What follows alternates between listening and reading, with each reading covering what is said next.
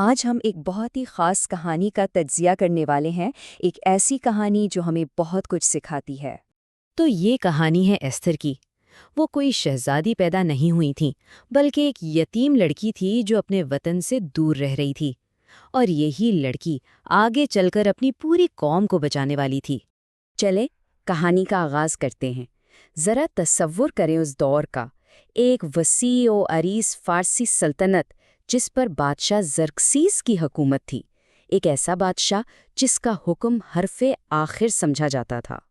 کہانی میں موڑ تب آتا ہے جب ایک شاہی دعوت میں کچھ ایسا ہوتا ہے جس کی کسی کو توقع نہیں تھی۔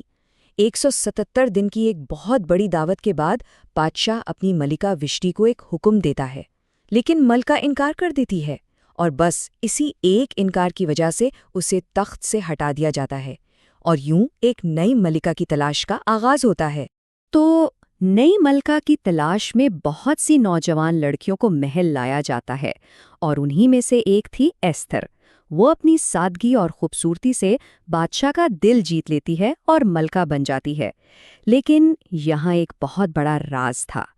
ایستھر نے اپنے بھائی مردکائے کے کہنے پر اپنی اصلیت یعنی اپنی یہودی شناخت سب سے چھپا رکھی تھی۔ اسی دوران محل کے دروازے پر بیٹھے مردکی کے کانوں میں ایک بھنک پڑتی ہے۔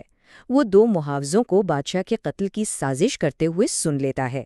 وہ فوراً ایستھر کے ذریعے بادشاہ تک یہ خبر پہنچاتا ہے اور بادشاہ کی جان بچ جاتی ہے۔ اس کی وفاداری کا یہ کارنامہ شاہی کتابوں میں لکھ تو لیا جاتا ہے، لیکن بس وہیں رہ جاتا ہے، اسے کوئی انعام نہیں ملتا۔ آپ کہانی میں ایک نئے کردار کی انٹری ہوتی ہے۔ بادشاہ حامان نامی ایک شخص کو بہت بڑا عہدہ دے دیتا ہے۔ حامان بہت مغرور تھا اور چاہتا تھا کہ سب اس کے آگے جھکیں، لیکن مردکی اپنے اصولوں کا پکا ایسا کرنے سے انکار کر دیتا ہے، اور یہیں سے کہانی کا اصل ٹکراؤ شروع ہوتا ہے۔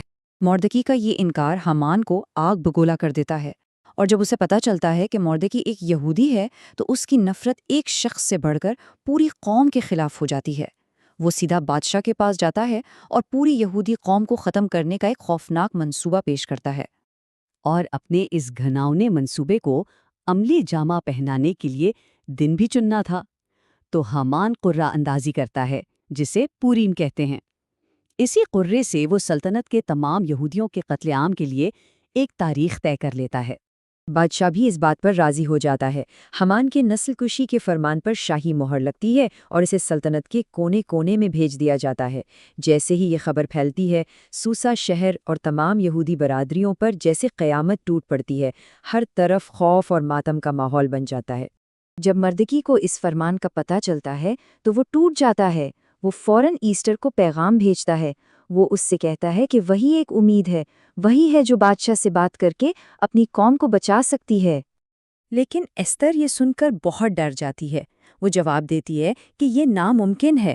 قانون یہ ہے کہ اگر کوئی بغیر بلائے بادشاہ کے پاس جائے تو اس کی سزا موت ہے، اور اسے تو 1 مہینے سے زیادہ ہو گیا تھا۔ بادشاہ نے اسے اپنے پاس بلایا بھی نہیں تھا۔ یہ تو سیدھا موت کے منہ میں جانے والی بات تھی۔ مردکی کا جواب بہت گہرا اور طاقتور تھا۔ وہ کہتا ہے، کون جانے، شاید تو میں ملکہ بنایا ہی اسی دن کے لیے گیا تھا۔ یہ ایک ایسا سوال تھا جس نے ایستھر کو سوچنے پر مجبور کر دیا۔ اور بس ایستھر کا سارا خوف ایک پختہ ارادے میں بدل جاتا ہے۔ وہ کہتی ہے، ٹھیک ہے، اگر میں مر بھی گئی تو کوئی بات نہیں۔ وہ اپنی جان داؤ پر لگانے کے لیے تیار ہو جاتی ہے۔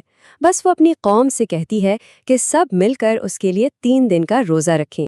تو 3 دن بعد ایستھر ہمت کر کے بادشاہ کے دربار میں پہنچ جاتی ہے۔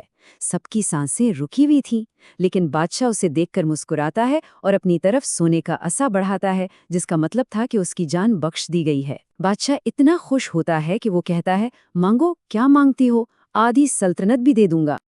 لیکن ایستھر فوراً اپنی بات نہیں کہتی۔ وہ بہت سمجھداری سے کام لیتی ہے۔ وہ بادشاہ سے کہتی ہے کہ وہ اور حامان آج رات اس کی دعوت پر آئیں۔ پھر پہلی دعوت میں بھی وہ اپنی اصل بات نہیں بتاتی، بلکہ اگلے دن کی ایک اور دعوت کا انتظام کرتی ہے۔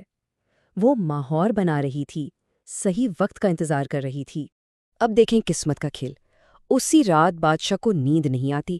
وہ وقت گزارنے کے لیے شاہی تاریخ کی کتاب منگواتا ہے اور پڑھنے والا ٹھیک وہی واقعہ پڑھتا ہے جہاں مردکی نے بادشاہ کی جان بچائی تھی۔ بادشاہ پوچھتا ہے اس شخص کو اس وفاداری کا کیا انعام دیا گیا، اور جواب ملتا ہے کچھ نہیں۔ اور ٹھیک اسی لمحے حمان محل میں داخل ہوتا ہے مردکی کی پھانسی کی اجازت لینے۔ یہاں کہانی میں ایک زبردست موڑ آتا ہے۔ بادشاہ حمان سے پوچھتا ہے اگر کسی شخص کو بہت عزت دینی ہو تو کیا کرنا چاہیے؟ حمان سوچتا ہے بادشاہ اس کی بات کر رہا ہے، تو وہ ایک شاندار جلوس اور شاہی لباس کی تفصیل بتاتا ہے۔ بادشاہ سن کر کہتا ہے بہت خوب، جاؤ اور یہ سب کچھ مردخائی یہودی کے لیے کرو۔ سوچیں حمان کی کیا حالت ہوئی ہوگی جب اسے اپنے ہی سب سے بڑے دشمن کو شہر میں گھوڑے پر بیٹھا کر گھمانا پڑا۔ اب وقت تھا دوسری ضیافت کا۔ بادشاہ ایک بار پھر ایستر سے اس کی درخواست پوچھتا ہے، اور اس بار ایستر سب کچھ بتا دیتی ہے۔ وہ کہتی ہے بادشاہ سلامت، میری اور میری قوم کی جان بخشی جائے کیونکہ ہمیں تباہ کرنے کی سازش کی گئی ہے۔ بادشاہ غصے میں پوچھتا ہے کون ہے وہ؟ ایستر سیدھا حمان کی طرف اشارہ کر کے کہتی ہے یہ شریر حمان۔ بادشاہ کا غصہ آسمان پر پہنچ جاتا ہے، اور انصاف بھی کتنا عجیب ہوتا ہے۔ بادشاہ حکم دیتا ہے کہ حمان کو اسی پھانسی گھاٹ پر لٹکا دو جو اس نے مردکے کے لیے تیار کروایا تھا۔ جو گڑھا اس نے دوسروں کے لیے کھودا تھا وہ خود اسی میں جا گرا۔ حمان تو اپنے انجام کو پہنچ گیا، لیکن ایک مسئلہ ابھی باقی تھا۔ اس کا جاری کیا ہوا فرمان واپس نہیں لیا جا سکتا تھا کیونکہ وہ شاہی قانون بن چکا تھا۔ تو ایستر اور مردکی نے ایک نیا فرمان جاری کروایا۔ اس نئے فرمان میں یہودیوں کو اجازت دی گئی کہ وہ مقررہ دن پر اکٹھے ہوں اور اپنا دفاع کریں۔ اور جب وہ دن آیا تو سلطنت بھر میں یہودیوں نے اپنا دفاع کیا۔ یہ ایک بقا کی جنگ تھی، لالچ کی نہیں۔ انہوں نے اپنے دشمنوں کو شکست دی لیکن کسی کا مال نہیں لوٹا۔ اس عظیم کامیابی اور نجات کی یاد میں پوریم کا تہوار شروع کیا گیا۔ یہ تہوار آج بھی منایا جاتا ہے، اس دن کو یاد کرنے کے لیے جب یہودیوں کا غم خوشی میں اور ماتم جشن میں بدل گیا تھا۔ اور مردکی، وہ شخص جو کل تک شاہی دروازے پر ایک عام آدمی کی طرح بیٹھا تھا، اب بادشاہ کے بعد سلطنت کا سب سے طاقتور آدمی بن چکا تھا، اور اس نے اپنی طاقت کو اپنی قوم کی بھلائی کے لیے استعمال کیا۔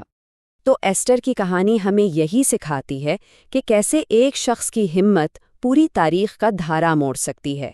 یہ کہانی ہمیں یہ سوچنے پر مجبور کرتی ہے کہ بعض اوقات جب ہمیں لگتا ہے کہ سب کچھ ختم ہو گیا ہے، شاید وہی وقت کسی بڑے مقصد کی شروعات ہو۔ کون جانے، شاید ہم بھی جہاں ہیں ایسے ہی کسی وقت کے لیے ہیں۔